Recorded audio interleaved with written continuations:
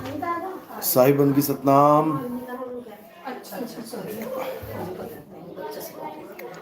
तो आज सहारनपुर में परमपिता परमात्मा के मूल ज्ञान का प्रचार होने जा रहा है। इस शब्द निवास आकाशवाणी का प्रचार होने जा रहा है। शब्द गुरु का प्रचार हो रहा है। जो भी भगत इस वाणी को सुनेंगे लाइव के द्वारा, वो पूरा विवेक जगाएं और सत्य और असत्य को निर्णय करके सत्य को धारण करें, असत्य को त्यागें, तभी हमारा जन्म सफल हो सकता है। तो आज का सत्संग सतलोक और शब्द लोक आज इस पे करेंगे, क्योंकि बहुत से लोगों का ये भ्रम है कि हमें मरने के बाद सतलोक जाना है और सतलोक के बाद अलख लोक जाना है, अगम लोक जाना है, अनामी लोक जाना है। ऐसा कुछ नहीं है भाई, ये सब कुछ नहीं करना है। क्या करना है आज के सत्संग में बहुत ही अच्छे से समझ में आएगा। इसको पूरे विवेक के द्वारा, पूरा समझ के द्वारा इसको समझना है। तो आज का सत्संग शुरू करने से पहले परमात्मा के नाम पे जयकारा लगाएंगे। बोलिए परमपिता परमात्मा की, सतगुरु बंदी छोड़ कबीर साहिब की, सभी संतों की, सभी भक्तों की, आज के आनंद की, सकल हंस को बंदगी, साहिब बंदगी सतनाम।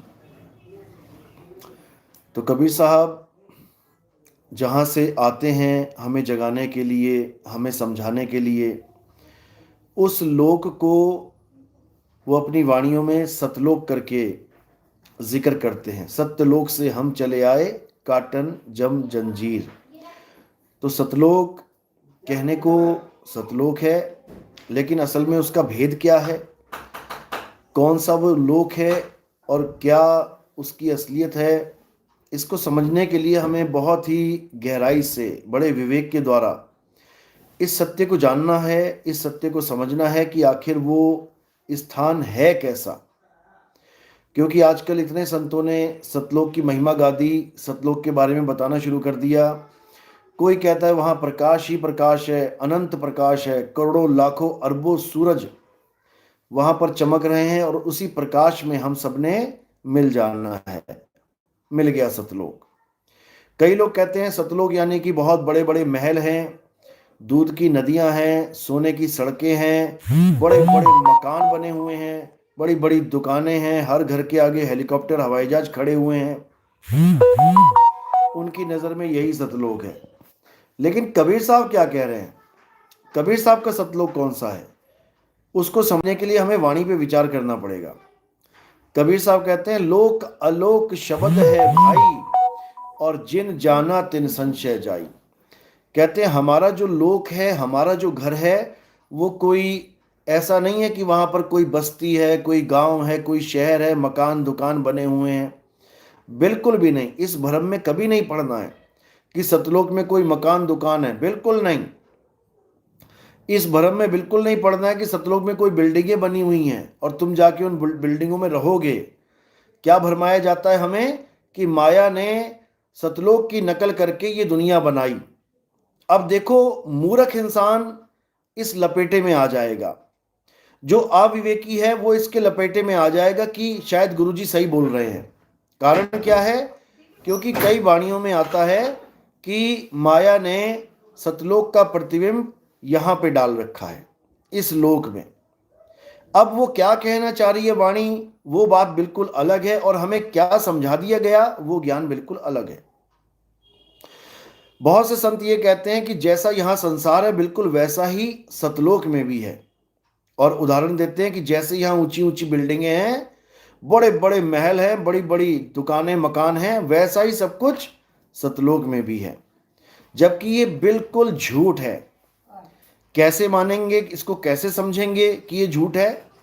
क्योंकि आप खुद विचार करें, अगर सतलोक में बड़ी बड़ी बिल्डिंगें बनाई थी परमात्मा ने, और तुम कह रहे हो कि माया ने वैसी ही नकल इस संसार में करी है, तो मेरे भाई सतयुग में ही बड़ी बड़ी बिल्डिंगें यहां आ जानी चाहिए थी। क्यों? क्योंकि माया ने तो ये तीन लोक में प्रतिबिंब डाला है सतलोक का। सतलोक में बिल्डिंगें हैं तो यहां सतयुग में ही बिल्डिंगें आ जानी चाहिए थी, त्रेता में बिल्डिंगें होनी चाहिए थी, द्वापर में बिल्डिंग। अरे अभी 50 साल पहले देख लो भारत का हाल, विदेशों का हाल, झोपड़ियों में रहते थे लोग। 100 साल पहले चले जाओ, कैसी कैसी झोपड़ियां, कैसे कैसे कबीले रहते थे। तो सतलोक में क्या झोपड़ियां और कबीले हैं? क्या सतलोक में भी गरीबी है? आज ये इंसान अमीर हो गया पैसा कमा कमा के, आज ये अर्थव्यवस्था को स्ट्रांग करके बड़ी बड़ी बिल्डिंगें बना बैठा, तो इन लोगों ने बड़ी बड़ी बिल्डिंगें बना दी सतलोक में। और जब ये इंसान झोपड़ियों में जीवन काट के जा रहा था, आज से 100 साल पहले देख लो, 200 साल पहले, ये बिल्डिंगें नहीं थी भाई। 95% लोग झोपड़ियों में रह रहे थे, कच्चे मकानों में रह रहे थे। केवल राजा महाराजा जो थे वो महल में रहते थे, वरना सब झोपड़ियों में रहते थे। आज भी देख लो, गांव में आप जाके देखो, इक्का दुक्का मकान आपको मिलेंगे पक्के। ऐसे ऐसे गांव में जहां पर पूरा पूरा गांव आज भी झोपड़पट्टी में बैठा हुआ है। तो ये नकल क्यों नहीं मिली वहां से? सतलोक की नकल माया ने बनाई है, तो ये झोपड़ियां क्यों बनाई हैं यहाँ पे? और पहली बात तो, अगर माया ने ये बनाई होती तो फिर आदमी ने क्या बनाया है? अरे ये सब आदमी ने बनाया है, ये झोपड़ियां आदमी ने बनाई हैं, ये महल आदमी ने बनाया है, ये दुकानें आदमी ने बनाई हैं। तो यानी आदमी नकल मार रहा है सतलोक की? आदमी बिल्डिंगें बना रहा है कि माया बना रही है? पहले तो यही बता दो। ये शेरा वाली माता बिल्डिंगें बना रही है क्या? जो ऐसे गुरुओं ने भ्रम फैला दिया कि जैसी बिल्डिंगें यहां हैं वैसी सतलोक में हैं, माया ने उसकी नकल यहां बनाई है। तो माया ने बनाई है कि आदमियों ने बनाई है? पहले तो तुम यही बता दो। जब आदमियों ने बनाई है, टेंडर पास होके बनाई है, ठेकेदारों ने बनाई है, ठेका ले लेके बनाई है, मजदूरों ने बनाई है, सीमेंट भर भर के बनाई है, तो माया ने क्या बनाया है फिर? क्यों बेवकूफ बना रहे हो दुनिया को? क्यों भ्रम में डाल रहे हो तुम? और लोग इंतजार कर रहे हैं कि हम ये मकान दुकान छोड़ के हम सतलोक में जाएंगे, वहां पर बिल्डिंगें हमारा इंतजार कर रही हैं, मकान बिल्डिंगें ऊंची ऊंची खाली पड़ी हैं। बताओ कैसा भरमा दिया इन लोगों ने इस जीव को। जबकि वाणी क्या कह रही है? वाणी क्या कह रही है?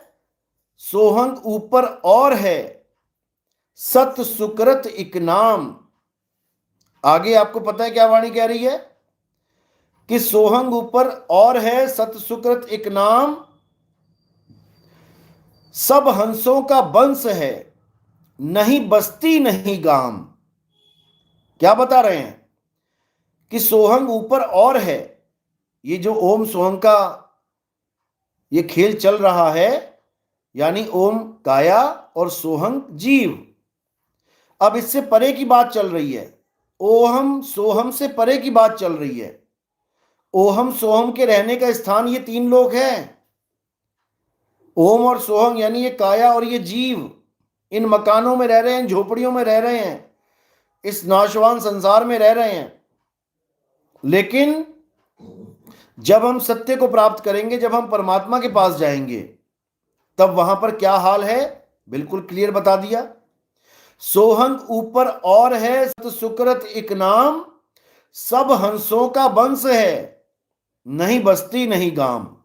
यानी वहां ना तो कोई बस्ती है और ना ही वहां कोई गांव है। बस्ती और गांव क्यों बोला गया? क्योंकि कोई ये ना सोचने लग जाए कि वहां बस्ती बसी हुई है, हमारी मकान दुकान बने हुए हैं वहां पे। ऐसा कुछ नहीं है भाई। वहां केवल और केवल शब्द है, और हम सब शब्द में निवास करेंगे, और हमारा स्वरूप शब्द ही हो जाएगा। सुरत समाये शब्द में, और वाको काल ना खाए, जाप मरे अजपा मरे, अनहद भी मर जाए। अब कैसे रहेंगे शब्द में? तो गरीबदास जी की वाणी क्या कहती है? शब्द निवास आकाशवाणी, ये सतगुरु का रूप है। चांद सूर्य पवन नहीं पानी, ना जहां छांव ना धूप है। देखो कितना क्लियर बता दिया। इतना क्लियर मैसेज किसी संत ने नहीं दिया होगा आज तक, जितना गरीबदास जी महाराज ने एक ही लाइन में सारा निबेड़ा कर दिया। शब्द निवास यानी तुम्हारा निवास कहां होगा? जैसे तुम्हें कोई पूछे तुम्हारा निवास स्थान कहां है, तो तुम अपना मकान नंबर बता देते हो, तुम अपने शहर का नाम बता देते हो, तुम अपने देश का नाम बता देते हो, तुम अपने लोक का नाम बता देते हो कि कहां निवास कर रहे हो, मृत्यु लोक में। लेकिन जब परमात्मा के पास पहुंचोगे तो निवास स्थान क्या हो जाएगा? शब्द निवास आकाशवाणी। ये सतगुरु का रूप है। आकाशवाणी का मतलब क्या है, इसको समझ लो। इसको कहा जाता है शब्द अखंड और सब खंडा, और सार शब्द गरजे बरमंडा। यानी ब्रह्मांड के पार जो गर्जना हो रही है वही तुम्हारा असली घर है। उसी शब्द में तुमने निवास करना है। और वो आकाशवाणी, जैसे बादलों की गर्जना होती है आकाश में, बिल्कुल इसी प्रकार उस परमात्मा का स्वरूप है। उसे शब्द स्वरूपी राम भी बोला जाता है। ये धन धन सतगुरु वाला बाबा जो नाम दीक्षा में देता है, सतपुरुष अकाल मूरत शब्द स्वरूपी राम, ये उसी शब्द स्वरूपी राम का जिक्र है। सांकेतिक ज्ञान है उसका कि वो राम कैसा है, उसका स्वरूप क्या है। शब्द स्वरूपी राम, देह स्वरूपी राम नहीं। हम हैं शब्द शब्द हम माही, शब्द से भिन्न और कछु नाही, शब्द न बिन से देही, और कहें कबीर हम शब्द सनेही। देह सनेही नहीं कि कोई सोचे वहां परमात्मा देह रूप में विराजमान है। जो वेदों में बताया गया है कि परमात्मा राजा के तुल्य है, राजा के तुल्य है, राजा की तरह दार्शनिक है। उसके भेद को समझो, शब्दों पे मत मरो जाके, शब्दों के भाव को पकड़ो। जैसे राजा, राजा जंगल का भी होता है, यानी शेर सब जानवरों में राजा के समान दार्शनिक है, दर्शनीय है। लोग सिंह दर्शन करने जाते हैं गिर जंगल में, वो राजा है वहां का। इसका मतलब ये नहीं कि जहां राजा लिख दिया वो आदमी बन जाएगा। केवल वेदों में इतना लिखा है कि वो परमात्मा वो राजा के तुल्य है, वो दर्शनीय है, यानी देखने योग्य है। इसका मतलब क्या है कि इस संसार में दो प्रकार के तत्व हैं, एक असत्य और एक सत्य। असत्य दर्शनीय नहीं है, वो तो झूठ है, उसके दर्शन क्या करोगे। दर्शनीय कौन है, राजा के समान कौन है, वो सत्य तत्व, वो परम तत्व, उसी को परमात्मा बोला गया है। यहां पे नर की बात नहीं करी है कि नर है, वहां पे राजा तुल्य बोला गया है। राजा यानी श्रेष्ठ, यानी राजा और प्रजा। प्रजा क्या है, सामान्य, और राजा क्या है, श्रेष्ठ। तो वेदों में जो परमात्मा के बारे में जिक्र है कि वो राजा है, इसका मतलब ये नहीं कि उसको आदमी बना दो तुम। राजा शेर भी होता है, आदमी मत बना देना कहीं शेर को कि वो राजा है तो शेर हो आदमी हो गया। वो जंगल का राजा है, और भी राजा है, ऐसी बात नहीं है। सब्जियों में राजा कौन है, किसको बोलते हैं राजा, हैं? आलू को बोलते हैं राजा, सब्जियों का राजा। अब इसका मतलब ये नहीं कि और आलू आदमी की तरह है। फलों में भी राजा होता है। कौन है राजा, आम राजा है फलों का। अब इसका मतलब ये नहीं कि आम को तुम आदमी बना दो। तो राजा तुल्य का मतलब है श्रेष्ठ, श्रेष्ठ। और जहां पर वेदों में कवि आता है, कवि, इन्होंने कवि को उठा के कबीर बना दिया। बताओ, अरे कवि अलग चीज है, कबीर अलग चीज है। बताओ, कवि बना दिया, राह कहां चला गया। बताओ, अगर किसी का नाम संदीप है तो क्या संदीप बोलेंगे उसको, पा कहां चला गया उसका। अगर किसी का नाम राजेश है तो क्या उसको राजे बोलेंगे, शाह कहां गया उसका। किसी का नाम नितिन है तो नीति बोलेंगे, ना कहां चला गया उसका। इसी प्रकार वेदों में जो कवि बोला गया है उसको समझ लो, उसका भाव क्या है। कवि का मतलब होता है जो सत्य को जान रहा है, जो सत्य का दर्शन कर रहा है, जो तथ्य को समझता है, और जो सारे भेदों को जानता है, उसे कवि कहते हैं। यानी वो सत्य को भी जानता है और असत्य को भी जानता है, उसे कवि कहते हैं। जिसको हम साक्षी भी कह देते हैं, साक्षी, जो सबका साक्षी है, जो साक्षी भाव में रहता है। लेकिन इन लोगों ने क्या किया, कवि को कबीर बना दिया। बताओ, कहते हैं वेदों में प्रमाण है कबीर देव भगवान है। अरे भाई, वो कवि है, कबीर देव नहीं है। वो कवि है, यानी कि जो तत्वों को जानता है, तत्वदर्शी संत है वो। गीता में जिस तत्वदर्शी संत की महिमा गाई है, वेदों में उसी तत्वदर्शी को कवि नाम से संबोधित किया गया है। लेकिन इन लोग के समझ में नहीं आएगा और ये मिट्टी की दुनिया को सतलोक की दुनिया बना के भरमाते हैं लोगों को कि जैसी ये मिट्टी की दुनिया है वैसी सतलोक में यहाँ बिल्डिंगें बनी हुई हैं जैसी यहाँ पे है। बताओ, लड़ मरोगे आपस में जाके सतलोक में, मैं नीचे रहूंगा, मैं ऊपर रहूंगा, समझ लो। कोई कहेगा मैं 10वें माले में रहूंगा, कोई कहेगा मैं 100वें माले पे, वहां पे झगड़े हो जाएंगे, तुम्हारे कोर्ट कचहरी हो जाएगी, समझ लो। इसलिए इस बात को समझ लो कि असली लोक क्या है। असली लोक शब्द है, लोक अलोक शब्द है भाई, और जिन जाना तिन संशय जाई। बस इसको समझना है। जो इसको समझ जाएगा उसकी पक्की टिकट आ जाएगी अपने असली धाम की, अपने असली घर की, जहां ना तो कोई बस्ती है और ना ही कोई गांव है।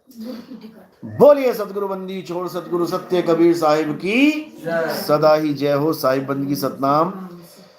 कल का प्रोग्राम ऋषिकेश में है। जो भी ऋषिकेश में मिलना चाहता है वो मुझे मैसेज कर सकता है। ऋषिकेश में कल का प्रोग्राम है। उसके बाद आगे चले जाएंगे। 28 तारीख को चंडीगढ़ में प्रोग्राम है।